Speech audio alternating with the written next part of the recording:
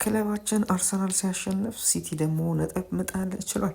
አሁን ላይ ነጥብ ልዩነቱ 10 ደርሷል። እንኳን ደስ አላችሁ፣ እንኳን ደስ አለን ውድ የአርሰናል ደጋፊዎች በሙሉ። እንግዲህ ዛሬ ምሽት ያየነው ድንቅ ነገር እንግዲህ የሚደገም ራሱ አይመስልም። በተለይም በአርሰናል ባለቀ ሰዓት በተለይ 89ኛው ደቂቃ እና በጭማሪ ደቂቃ ያስቆጠርናቸው ግቦች የማሸነፊያ ግቦች ከእንደገና ደግሞ ማንቸስተር ሲቲ 1-0 ሲመራ ቆይቶ አንዳቻ መጠናቀቁ ያውም ደግሞ ከዌስትሃም ጋር ወራጅ ቀጠና ውስጥ ካለው ከዌስትሃም ጋር እንግዲህ እንደዚህ አይነት ውጤት ይዞ ይወጣል ተብሎ አልጠበቅም ነበር።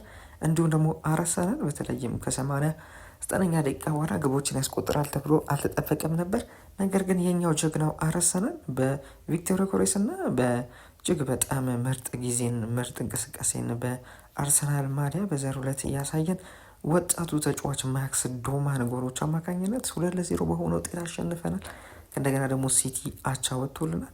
ለእኛ እጅግ በጣም ውብ ምሽት ነው ማለት እንችላለን። በተለይም የአርሰናልን ጨዋታ ስንመለከት አርሰናል ጨዋታው ሳይጀምር በፊት አርሰናልን ጨዋታ ቢያሸንፍ በ10 ነጥብ ከሲቲ ጋር ልዩነቱን ያደርጋል። ስለዚህም ለሲቲ ጫና ይፈጠራል ተብሎ ነበረ የተገመተው። ነገር ግን በሜዳ ላይ ያየነው ነገር ፍጹም ተቃራኒ ነው። ሞር አርሰናል ፕሬዠር ውስጥ እንዳለ ሞር አርሰናል ጭንቀት ውስጥ እንዳለ ነበር የተመለከትነው። ምንም እንኳን በ7 ነጥብ እየመራ ቢሆንም ከማንቸስተር ሲቲ ቀርቦ ቢጫወትም፣ ነገር ግን በሜዳ ላይ ያየነው ከኤቨርተን ጋር እጅግ በጣም ጫና ውስጥ የነበረውን አርሰናልን እንዲሁም ደግሞ ኤቨርተንን በተመሳሳይ እጅግ በጣም ዘግተው ነበረ ሲጫወቱ የነበሩት።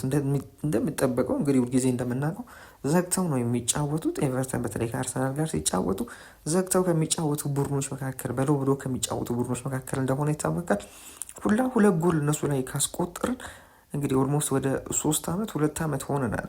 እንግዲህ በእነሱ ላይ 2 ጎሎችን ካስቆጠርን ማለት ነው። በ2024 የውድድር ዓመት በአርሰናል ሜዳ እንግዲህ 2 ጎል ካስቆጠርን በኋላ ከዛም በኋላ እንግዲህ አላስቆጠርንም 2 ግቦችን በተከታታይ አቻ ነበር ስንወጣ የነበረው። በተለይ በ2024 በዛው ሲዝም ማለት ነው 0-0 በተናል። ከእንደገና በ2025 ደግሞ በሜዳቸው አንዳቻን የተለያየ ነው። ከእንደገና በዘንድሮ የውድድር ዘመን ደግሞ በ2025/26 የውድድር ዘመን በሜዳቸው በኤቨርተን ሜዳ በቪክቶር ዮኬሬስ የፍጹም ቅጣት ምት ጎል ትዝ ይለኛል። እንግዲህ በሱ ጎል አማካኝነት ኳስና መረብን ማገናኘት እቻለ ቪክቶር ዮኬሬስ። ከዛን ለ0 ነው የተጠናቀው። በጣም በሎ ብሎክ እንደሚጫወቱ በፔናልቲ ብቻ አስቆጠረን። ያውም ደግሞ በጣም ፕራይማችን ላይ በጣም አርሰናል በመከላከሉም በማጥቃቱ ምርጥ በነበረበት እና ሊድስን 5-0 እንዲሁም ደግሞ ሌሎች ኖቲንግሃምን አስጨንቆ በሚያሸንፍበት ሰዓት ላይ በበርካታ የግብ ንጻሬዎች ወይም በጎል ዲፍረንስ የሚያሸንፍበት ሰዓት ላይ 1 ጎል ብቻ ነበር ያገባ ነው በኤቨርተን ላይ። ይህም የሚያሳየው ምን ያህል ከአርሰናል ጋር ሲጫወቱ እንዲሁም ደግሞ ቡድኑ በአጠቃላይ በሎ ብሎክ እንደሚጫወቱ ነው። በጣም ጠንካራ የመከላከል ፓርክ ዘ ፓስ የሚመስል የጆዜ ሞሪኖ አይነት አከላከል ነበር ሲከላከሉ የነበሩት። በዛሬውም ጨዋታ ይህንን ነበር የተገበሩት። ነገር ግን አሰልጣኛቸው ሚካኤል አርቴታ ቀይሮ ያስገባቸው ድንቅ ተጫዋቾች በተለይም ማክስ ዶማን ጨዋታውን ቀይረው 2-0 በሆነ ውጤት አሸንፈናል። እንግዲህ አርሰናል አሁን ላይ በ10 ነጥብ ልዩነቱን አደረገ። በተለይም ጨዋታውን ካለቀ በኋላ 10 ነጥብ እንደሆነ አውቀው ነው ማንቸስተር ሲቲ የገቡት በጣም በከፍተኛ ፕሬሸር። በተለይ ፔፕ ጋርዲዮላ ባለፈው ጨዋታ በመቀጣቱ ምክንያት ቀይ ካርድ በማየቱ ምክንያት በዚህ ጨዋታ ላይ እንግዲህ ቡድኑን መምራት አልቻለም ነበረ። በቦታ ላይ ሆኖ ማለት ነው፣ በተጫዋቾች ወይም በአሰልጣኞች ቦታ ላይ ሆኖ አልነበረም ሲመራ የነበረው። ስቴዲየም ውስጥ ሆኖ በስልክ ነበር ከምክትል አሰልጣኙ ጋር ሲነጋገር እየነበረው። በዛም ምክንያት በተለያዩ ነገሮች ብቻ ፕሬሸር ውስጥ ገብቶ ነበረ ማንቸስተር ሲቲ። በዛሬው ጨዋታ እንግዲህ የቀድሞ ተጫዋቻችን እንግዲህ ጎልን አስቆጥሯል። ማንቸስተር ሲቲ ነበር መጀመሪያ ያስቆጠረው በዴቪድ ሲልቫ አማካኝነት በ31ኛው ደቂቃ ላይ። ያው ምንም እንኳን አሪፍ ቢጫወቱም ነገር ግን በመጀመሪያው አጋማሽ ተመጣጣኝ ነበሩ ማለት እንችላለን። ትንሽ ማንቸስተር ሲቲ ይበልጥ ነበር እንጂ በተለይ በርናርዶ ሲልቫ ያስቆጠረው ጎል የበረኛውም ድክመት ነው። ከእንደገና ደግሞ ፎከስ አለማድረግም ነው።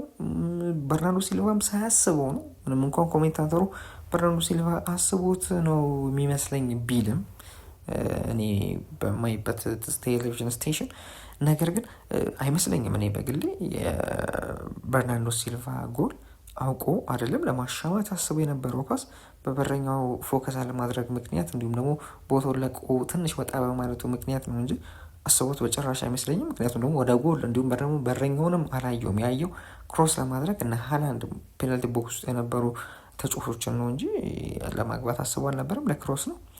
ከዛም በኋላ በ31ኛው ደቂቃ በርናርዶ ሲልቫ እንደ አጋጣሚ ያገባና በ35ኛው ደቂቃ ደግሞ የቀድሞ ተጫዋቻችን ማቭሮፓኖስ እንግዲህ ግብን በማስቆጠር ለእኛ ታድጎናል ማለት እንችላለን። ይህ ኮንስታንቲኖ ማቭሮፓኖስ እንግዲህ የቀድሞ የአርሰናል ተጫዋች እንደሆነ ይታወቃል። ወደ አርሰናል ከመራ በኋላ እንግዲህ በርካታ ጨዋታዎችንም ማድረግ ችሎ ነበር። በርካታም ባንለውም ጥቂት ብንለውም ነገር ግን ጨዋታዎችን አድርጎ ነበረ። ከእንደገና ደግሞ ከአርሰናል ለቀው ወደ ኑርንበርግ ወደ ተባለ ሀገር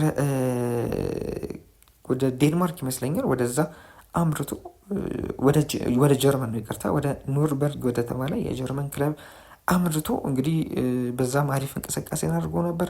12 ጨዋታዎችን አድርጎ እንግዲህ አሪፍ ተንቀሳቅሶ ከዛም በኋላ ስቱትጋርቶች አዩት በጣም ምርጥ እንደሆነ ተገነዘቡ። ከዛም በኋላ የጀርመን ክለብ አስፈረመው።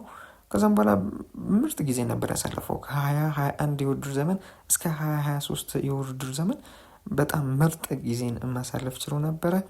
እንግዲህ 21 ጨዋታዎችን በ2021 የውድድር ዘመን እንዲሁ ነው። በ2022 የውድድር ዘመን 31 ጨዋታዎችን በ2023 የውድድር ዘመን 30 ጨዋታዎችን ለስቱትጋርት ያደረገው ይህ ተጫዋች እንግዲህ በሊጉ ብቻ ማለት ነው። ይህንን የምላችሁ በስቱትጋርት 21 ጨዋታ ያደረገው በየውድድር ዓመቱ በሊግ ብቻ ነው። በዶሜስቲክ ጨዋታዎች በዲኤፍኤል ፖካል ምናምን ሳይሆን በሊግ ብቻ ያደረጋቸውን ጨዋታዎች ነው የጠቀስኩላችሁ። ግሩም እንቅስቃሴ ማድረግ ችሎ ነበር በነዚህ የውድድር ዓመታት። ያንን ተከትሎ ዌስትሃሞች አስፈረሙት በ23-24 የውድድር ዘመን። ከዛም በኋላ በዛ የውድድር ዘመን እንግዲህ 19 ጨዋታዎችን አድርጎ ነበር። በ24-25 የውድድር ዘመን ለዌስትሃም በፕሪሚየር ሊጉ ብቻ 33 ጨዋታዎችን አድርጎ ነበር። በ25-26 የውድድር ዘመን ደግሞ በአሁኑ የውድድር ዘመን 22 ጨዋታዎችን አድርጓል። ገና ብዙ ጨዋታዎች ይቀራሉ። ለአርሰናል ውለታ ውሏል ማለት እንችላለን። ይሄ የቀድሞ ልጃችን ማቭሮፓኖስ እንግዲህ የግሪካዊ ተጫዋች ለአርሰናል ውለታ ውሏል። ከዛም በኋላ እንግዲህ ማንቸስተር ሲቲዎች ተነቃቅተው ጎልን ለማስቆጠር ሙከራ ሲያደርጉ ነበር፣ ነገር ግን አልቻሉም። እንግዲህ እጅግ በጣም በሚያስገርም ሁኔታ ወደ 24 የሚያህሉ ኳሶችን ሹት አድርገው ነበረ ማንቸስተር ሲቲዎች፣ ነገር ግን 6ቱ ኢላማቸውን ጠብቀው፣ ነገር ግን የገባው አንድ ብቻ ነው።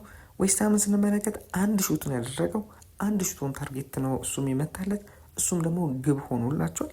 እንግዲህ አንድ መተው አንድ አስቆጠሩ።